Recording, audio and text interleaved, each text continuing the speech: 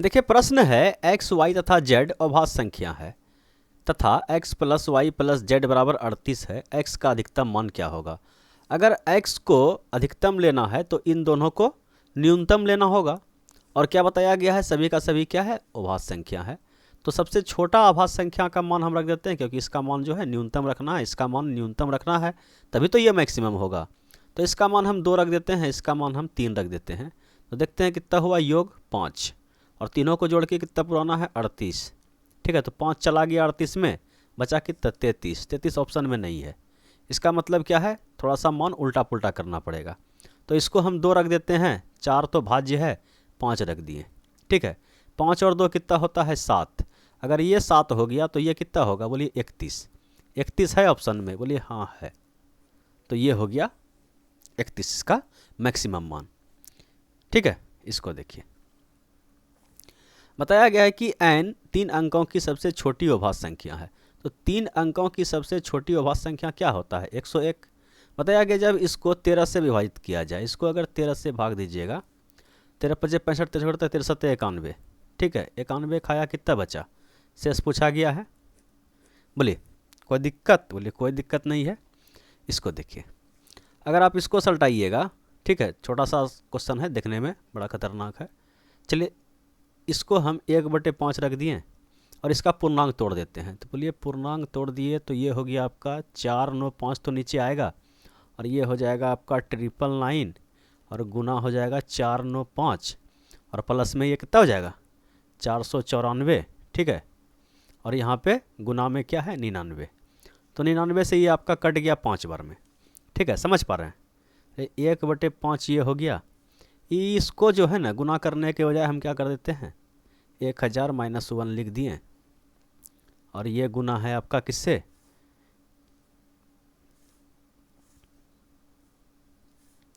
495 से, और प्लस का है आपका 494, और बटे में कितना है? बोलिए 5 है। एक इसको जो है एक स्टेप और हम सोल्व कर देते हैं। इसको अगर गुना कीजिएगा तो 495 पर 000 और माइनस कितना हो जाएगा? 495, प्लस का है 494, और बटे में कितना है? बोलिए 5। ये देखिए घट के कितना हो गया? बोलिए -1। समझ पा रहे हैं? ये दोनों 94 95 तो -1 नहीं हो जाएगा? बोलिए -1 हो गया। ठीक है, तो अब यहाँ पे जो है इसको हम अलग अलग कर देते हैं कि एलसीएम लेने के बाद क्या हो जाए? 1 हो जाए। तो ये है आपका 495 पर 000/5 माइनस का 1/5। ये और ये क्या हो गया? कट गया। अब इसको केवल भाग देना है। ठीक है, अगर भाग दीजिएगा तो कितना बार में कटेगा? बोले 9 पचे 45, 9 पचे 45, 99 पर 000, 99 पर 000। ठीक है, ऑप्शन उल्टा पुल्टा है, कोई दिक्कत नहीं है। इसको देखिए, अब देखिए ये सवाल कितना मस्त सवाल है। ठीक है, ऐसा कीजिए सबके नीचे में 1 चिपकाइए, एलसीएम ले लीजिए डायरेक्ट। थोड़ा सा ये लंबा जाएगा, समझिएगा। एलसीएम ले रहे हैं, एलसीएम कितना हो जाएगा? √2 प्लस का √3 प्लस का √6। ठीक है, सही में गुना होते जाएगा खटाखट। एक बार लिख देते हैं थोड़ा सा लंबा करके। ठीक है, 5 √3 और गुना क्या हो जाएगा? √2 प्लस √3 प्लस √6। ठीक है, प्लस 7 √2 और इंटू क्या हो जाएगा? बोलिए √2 प्लस √3 प्लस √6। ठीक है, और माइनस का √6 और गुना क्या हो जाएगा? बोलिए कि √2 प्लस √3 प्लस √6, और ये क्या हो जाएगा? माइनस का आपका पूरा पूरा ये मैदान कट जाएगा, माइनस का 23। ठीक है, समझ पाए? बोलिए हाँ। चलिए एक स्टेप इसको और नीचे सोल्व करते हैं। √2 प्लस √3 प्लस √6, इसको गुना कीजिए। बोलिए कितना हो जाएगा? बोलिए 5√6, 5 √3 दूना 6, कितना हो गया आपका? 5 और √3 कितना होता है? 3। ठीक है, ये कितना हो जाएगा? 3, तो 5 3 15 हो जाएगा, और ये कितना हो जाएगा? बोलिए कि रूट के अंदर 18, रूट के अंदर 18 आ जाएगा। 18 का 9 अगर हम निकाल देंगे, समझ पा रहे हैं, अगर ये कितना हो गया 18, 18 को 9 गुना 2 लिख दिए, 9 का 3 बाहर निकल गया, 3 आ गया इसमें। चलिए एक स्टेप तड़पा देते हैं, ठीक है, तो हो सकता है किसी किसी को समझ में नहीं आए। एक बार हम लिख देते हैं। तो ये हो गया 5√18, ठीक है, छोटी 18। अब इसको गुना करेंगे, बोलिए ये कितना हो गया, बोलिए 7 दूना 14। इसको इससे गुना करेंगे कितना हो जाएगा, बोलिए कि 7√6। और ये कितना हो जाएगा, बोलिए 7√12। माइनस का है, टोटल टर्म आपका माइनस में जाएगा, ठीक है। देखिए ये माइनस में है, ब्रैकेट ले लेते हैं। ये चलिए सल्टा देंगे एक बार में, क्या दिक्कत है।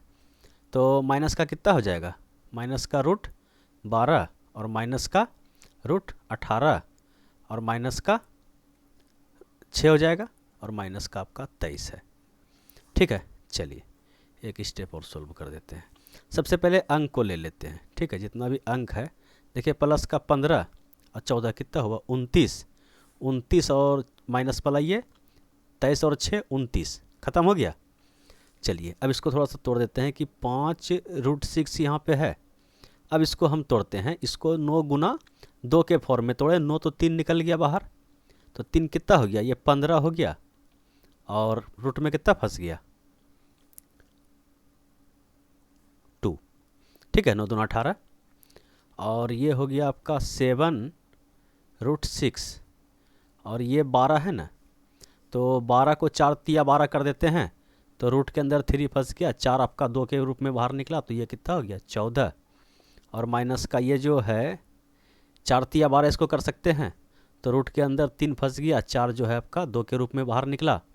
और ये जो माइनस का 18 है, इसको 9 गुना 2 करते हैं, ठीक है। तो जैसे 9 गुना 2 किए, 9 का कितना निकल गया 3 और रूट का 2, ठीक है। और नीचे तो है ही √2 प्लस का √3 प्लस का √6। तो देखिए कितना कितना √6 है, बोलिए एक √6 यहाँ, एक √6 यहाँ, और कहीं √6 है, बोलिए कि 7 5 12 √6, ठीक है। √6 वाला को सल्टा दिए, √2 वाला को देखिए 15 √2 यहाँ और 2 √2 यहाँ, ठीक है, सॉरी 3 √2 यहाँ, 15 √2 में 3 √2 चला गया, बोलिए कितना बचा, बोलिए कि 12 √2, ठीक है। अब √3 वाला को देख लेते हैं, 14 √3 में 2 √3 आपका ख़त्म हो गया, कितना √3 बचा, बोलिए 12 √3, ठीक है। और नीचे आपका क्या है, बोलिए √2 प्लस √3 प्लस √6। सभी से अगर 12 कॉमन लीजिएगा, ठीक है, अगर 12 कॉमन ले लिए तो यहाँ क्या बचा, बोलिए √6 प्लस √2 प्लस √3, और नीचे आपका सेम टू सेम है √2 प्लस √3 प्लस √6, ठीक है। ये मैदान साफ हो गया, 12 क्या हुआ, इसका आंसर हुआ। बोलिए कोई दिक्कत, बोलिए कोई दिक्कत नहीं है। इसको देखिए, देखिए प्रश्न है कि एक स्कूल में 1400 छात्र है, इसमें 25% चश्मा लगाते हैं, तो चश्मा 25% बोला जाए कितना होता है 700, 350। तो 350 वैसा व्यक्ति है जो चश्मा लगाता है, और चश्मा लगाने वाले में 2/3 लड़के हैं, अगर 2/7 लड़के हैं, तो ये अगर लड़का है तो 5/7 आपका क्या होगा, लड़की होगा, ठीक है। अगर ये बॉय है तो ये गर्ल होगा। पूछा गया स्कूल में कितने लड़कियां हैं चश्मा लगाती है, चश्मा लगाने वाला कुल इतना है और इसमें क्या है, इतना लड़की है, वही पूछा गया है। इसका 5/7 निकाल दीजिए, 7 5 35, 5 25 पर एक लड्डू, ठीक है। इसको देखिए, देखिए प्रश्न है कि इसका मान दिया गया है 5 के बराबर और ये 0 के बराबर नहीं है, तो इसका मान पूछा गया है, ठीक है। तो इसका मान निकाल देते धड़ाक से। देखिए क्या करते हैं कि इसको जो है ना इस फॉर्मेट में लाते हैं, ऐसा करते हैं कि ऊपर नीचे XQ से भाग देते हैं। जैसे आप इसमें XQ से भाग दीजिएगा तो ये कितना हो जाएगा, बोलिए ये हो जाएगा आपका XQ, और ये कितना हो जाएगा, पूरा कट जाएगा XQ, ठीक है। तो यहाँ बचेगा 3 और माइनस का 1/XQ आ जाएगा, और नीचे क्या होगा, बोलिए ये भी हो गया आपका XQ और माइनस का 8 हो जाएगा और माइनस का 1/x³ हो जाएगा। इसको थोड़ा सा सल्टाया जाए बढ़िया से, x³ माइनस 1/x³ और प्लस का 3, और इसको लिख सकते हैं कि x³ माइनस का 1/x³ माइनस का 8। ठीक है, सलट गया। अब बात आया कि इसका मान निकालना है, तो इसके लिए यहाँ दिया गया है, दोनों साइड होल क्यू कीजिएगा तो क्या होगा, x³ माइनस 1/x³ बराबर कितना होता है, बोलिए 5 25 पंचे 700, 125 और प्लस 3 है, 125 प्लस 15 कितना होता है 140। ठीक है, तो यहाँ पे जो है इसका मान 140 रख दीजिए, टोटल का यहाँ से यहाँ तक का 140 और 3 कितना हुआ 143, और ये कितना हो गया 140 में 8 चला गया, बोले 132। किससे कटेगा, 11 से कटेगा, बोले हाँ 11 से तो ये कटेगा, ये कटा एक बार में 11, दो बार में 11, नीचे 12 आया है, नीचे 12 है भाई। ठीक है, इसको कटा दीजिए, कितना कटा है 11 से, तो 11 से कटा एक बार में 11, 11 33, 13/12। हाँ, आँख कान बंद करके वही आंसर है। ठीक है, इस सवाल को देखिए। देखिए प्रश्न क्या है कि एक छात्र को विज्ञान में 300 में से 32% अंक प्राप्त होते हैं, तो भाषा विषयों में 200 में से कितना अंक प्राप्त करना होगा ताकि कुल प्रतिशत 46 हो जाए। देखिए वो 300 में जो है ना कितना अंक लाया है, 32% अंक लाया है, और फिर बताया गया है कि 200 में बताइए कितना परसेंट वह अंक लाएगा कि उसका एवरेज जो है ना 46% हो जाए।